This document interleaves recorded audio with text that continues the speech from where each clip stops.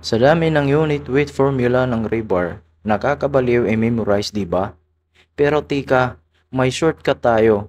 Isang formula, lahat ng size covered. Panuorin kung paano natin ito i-develop.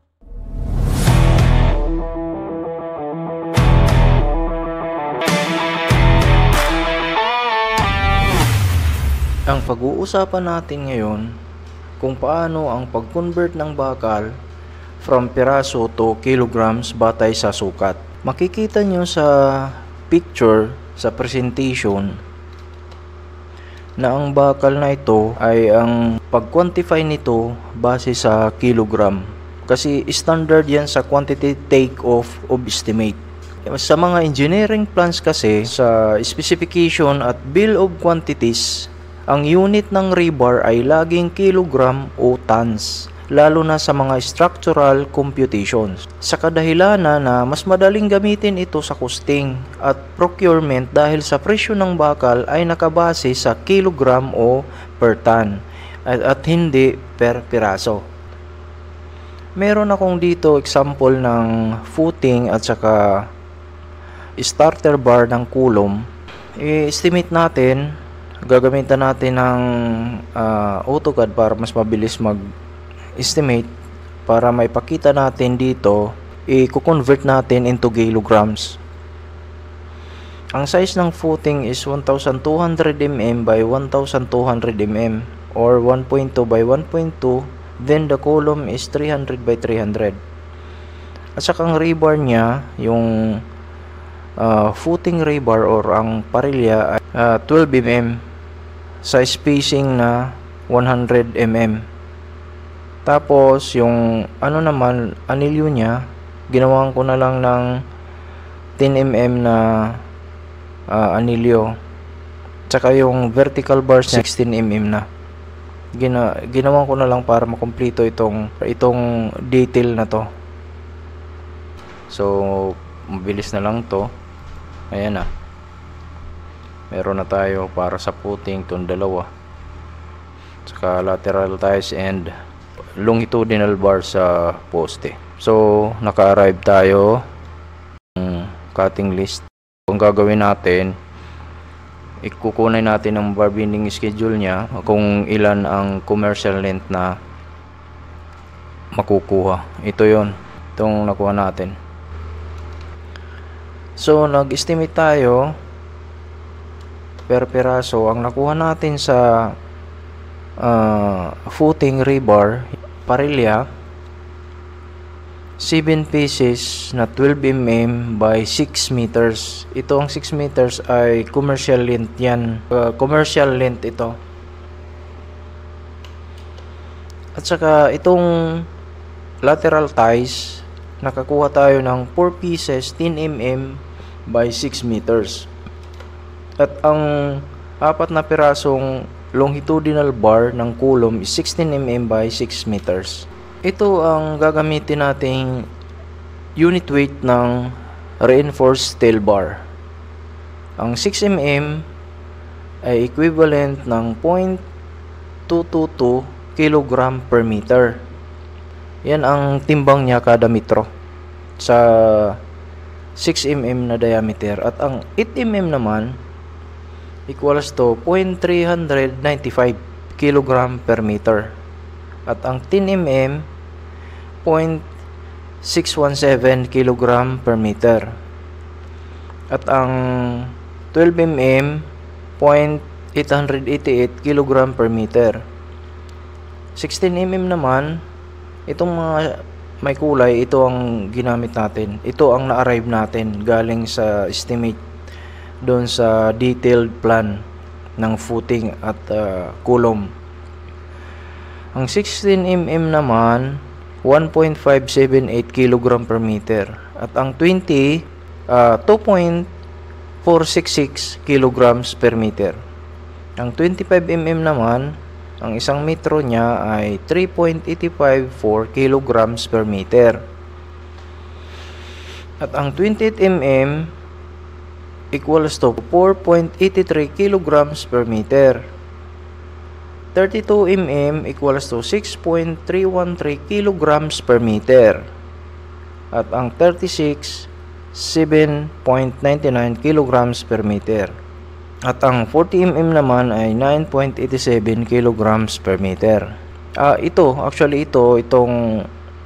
tatlo na to, since yan lang naman ang na-estimate natin ng mga diameters, ito ang gagamitin natin. Pero itong unit width of rebars, ginagamit ito sa estimate kung anong klaseng diameter ang i-estimatein mo. Sa nagkataon sa tutorial na ito ay 10, 12, 16 lang. So ito lang talaga. Pero ito, ginagamit ito lahat. Dito tayo nagbabase sa pag-convert ng bakal from pieces to kilogram. So gagamitin natin ito sa quantity to kilograms. So ang 12 mm ay 0.888 kg per meter. So gagamitin natin sa nakuha nating estimate. So 7 piraso, multiply lang natin sa 6 meters yung haba niya, yung commercial length, times unit weight is equivalent to 37.29 kilograms. So na-convert na natin into kilograms. Saka yung isa naman 10 mm yung lateral ties, kilogram per meter niya is 0.617. So multiply lang din, same as nauna sa 12 mm, same solution, same process. So 4 times 6 times 0.617 equals to 14.81 kilograms. Ang 16 mm naman para sa coulomb is 1.578 kilograms per meter. So same process, 4 times 6 times 1.578 is equals so 37.87.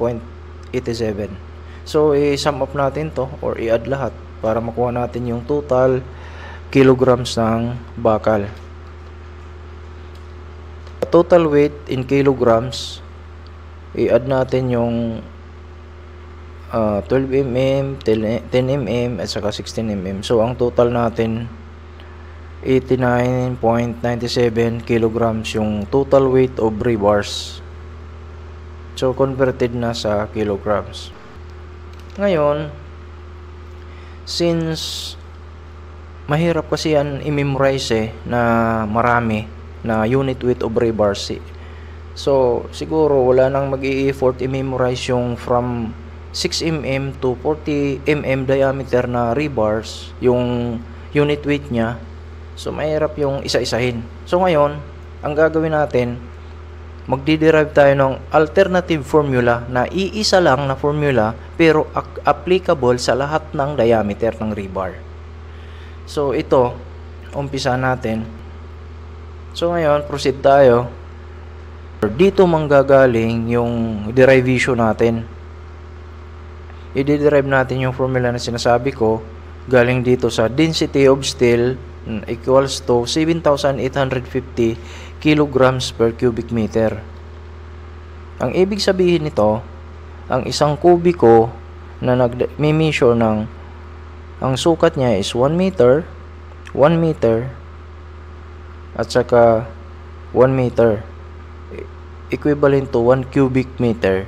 Ibig sabihin ang 1 cubic meter na bakal ang katumbas niya ay 7,850 kilograms ang bigat niya. Yan ang katumbas ng 1 cubic meter na bakal. So dito manggagaling yung formulang gagawin natin or i-derive natin. So start tayo ng derivation of formula ng weight of steel. Ito ang formula na gagamitin natin. Weight of steel is equals to density times volume, where yung volume is equals to yung area times length, where ang area is equals to pi times d squared over 4. Ito ang formula ng pagkuha ng area ng rebar. where ang D niya is diameter of the rebar. Tapos din ang L niya is 1 meter length of the rebar. So ibig sabihin 1 metro ng rebar. Kukunin natin ang volume niya in 1 meter length. So compute na natin ang volume of rebar sa 1 meter length niya. So area is equals to pi times d squared over 4. So ang volume niya, area niya is 3.1416 times d squared over 4. Ito ang area niya. Then substitute lang para makuha natin ang volume. Ang area niya is 3.1416 times d squared over 4 times 1,000. Ito ang length niya, 1 meter length. So makukuha na natin ang volume kasi meron na tayong area at saka length.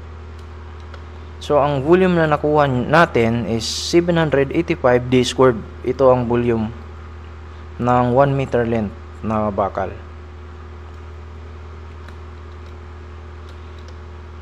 Ngayon, derivation of the formula for weight of rebar. Weight of steel or weight of RSB is equals to density times volume. So ang weight niya is substitution lang.